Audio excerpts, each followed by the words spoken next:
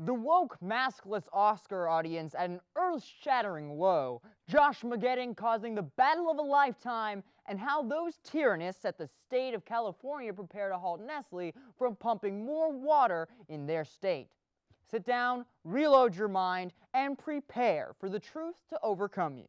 This is the season finale of The Battleground. Our planet is under attack. We are at war. Information and facts used to be easy, but with mainstream media minefields, who knows what the real truth is? But we do, and we are ready to defend it with you. Get ready to learn the real truth and armor up, soldier. This is The Battleground with Dean Warbler.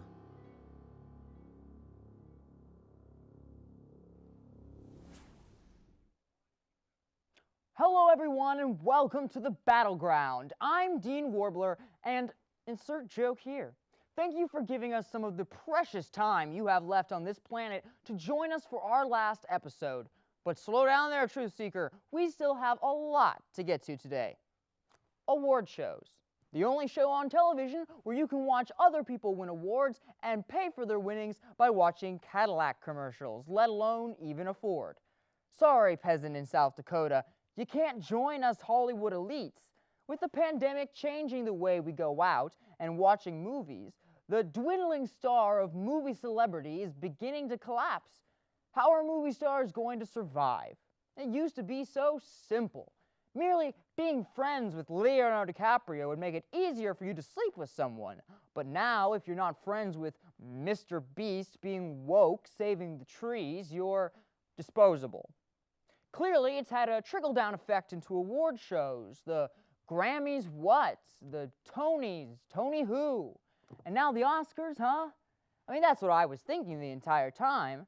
Just like the service I had at Chili's last weekend, it was an utter disaster.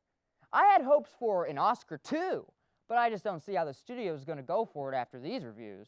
But particularly in the last 4 years, we've had a lot of people wearing $250,000 dresses or suits and $100,000 necklaces telling us how to live our lives while they are in the safety of their very comfortable $6 to $20 million mansions surrounded by gates with armed bodyguards. You can't make this stuff up. The producers changed the whole format of a show just for that. Chadwick, they changed the format of a 93-year-old award show for you. If you're a sound editor, you just hope to not be left out of the in memoriam. With no musical performances or movie clips, just long monologues from celebrities, I mean, who wants to watch a show that's just someone talking about something for much longer than they should? I get the pandemic has made some rough changes in society, but when you realize the guy that made Magic Mike produced this thing, yikes. And the ratings, 9.3 million viewers, a 58% drop, double yikes. 3 yikes and you're out. Don't get me started on Daniel Kaluuya's speech though. But walking, it's incredible. It's incredible. Like, it's incredible. My mom met my dad, they had sex. It's amazing. Like, do you understand? I'm here. You know what I mean? So, I'm so happy to be alive. So I'm gonna celebrate that tonight. Do you understand? It's a special year though. With movie theaters finally coming back with box office numbers that don't make their studio accounts depressed, I think that the Oscars can make a comeback too. While Oscar had a bad time, however, I can't say the same for Josh. That's right, if your name is Josh, sit down. You've already missed the fight.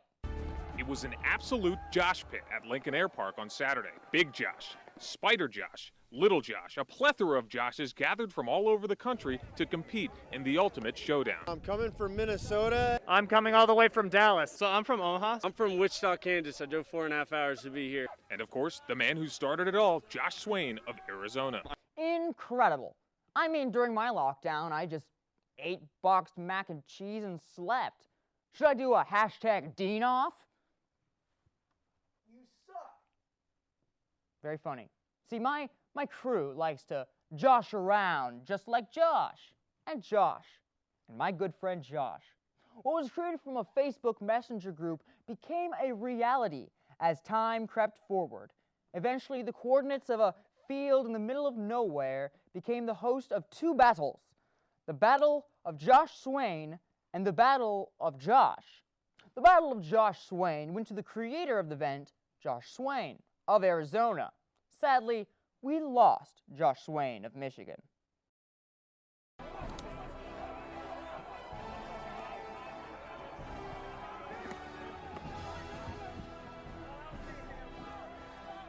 The Joshes would josh around until finally, a final unjosh Josh stood joshing, and that was 5-year-old Joshua Vincent Jr. But there was another winner that day, Josh Swain. Not only did he turn his memes into reality, but he brought also the Josh name to new levels. See you later, Josh from Drake and Josh. I have a new Josh I look up to.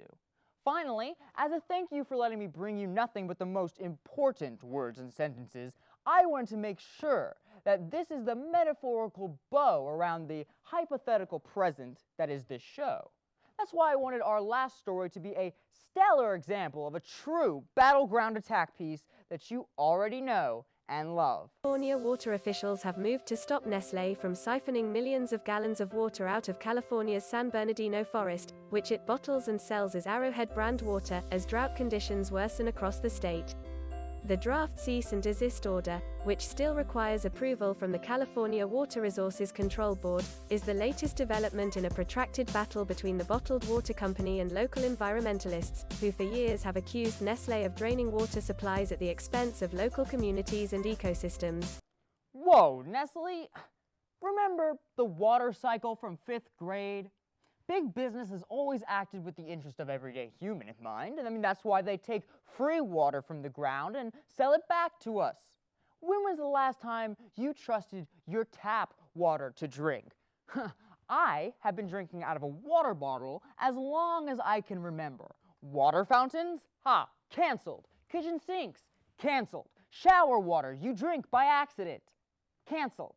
Of course, Nestle might actually want to listen, as the company could start facing a $1,000 fine for each day they pump water. But then again, when did Nestle start playing by the government's rules and not by the monopoly man's rules? And the internet isn't happy. Thousands of so-called free thinkers on Reddit are furious, all because Nestle is trying to keep their business afloat. But someone did the math. Look at this. Someone realized that the fines Nestle would have to pay would only bring their profit margin down by 0.3%.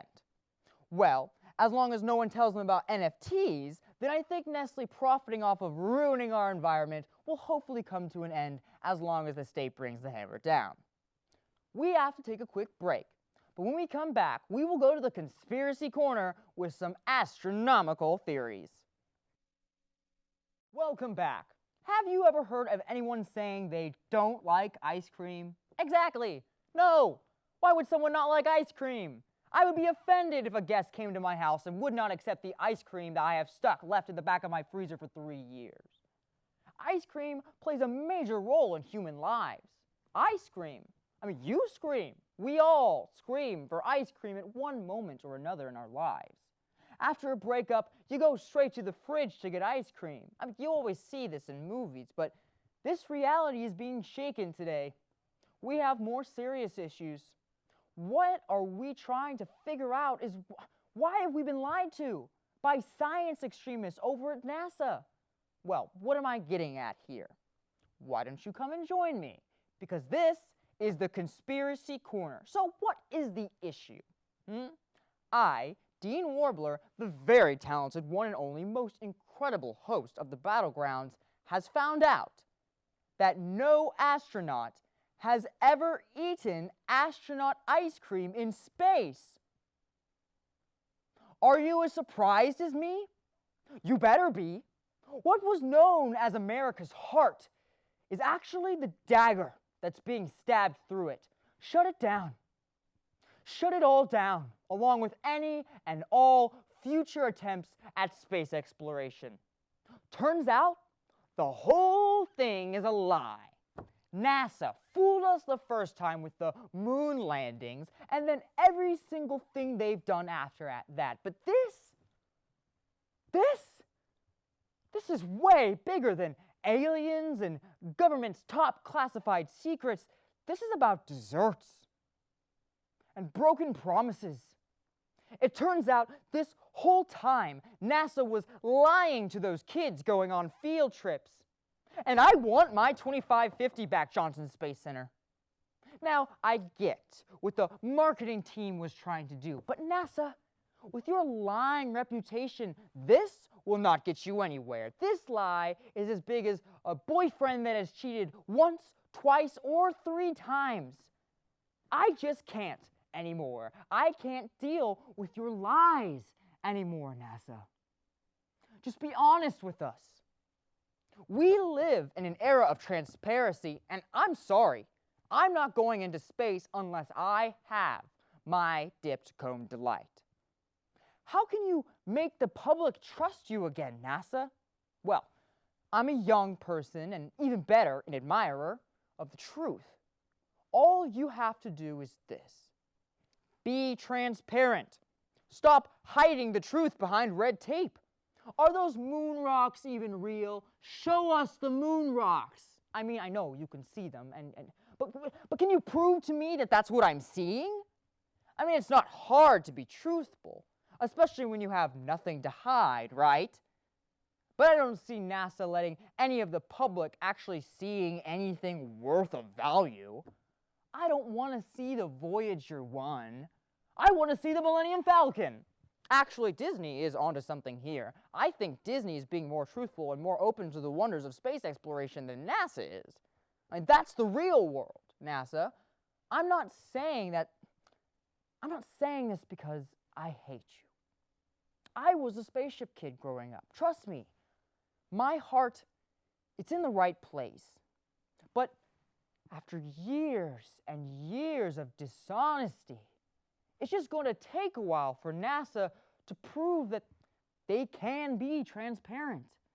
We have to take a quick break, but when we return, I meet with our Battleground financial expert, Dickie Sterling, about how you can be your own boss.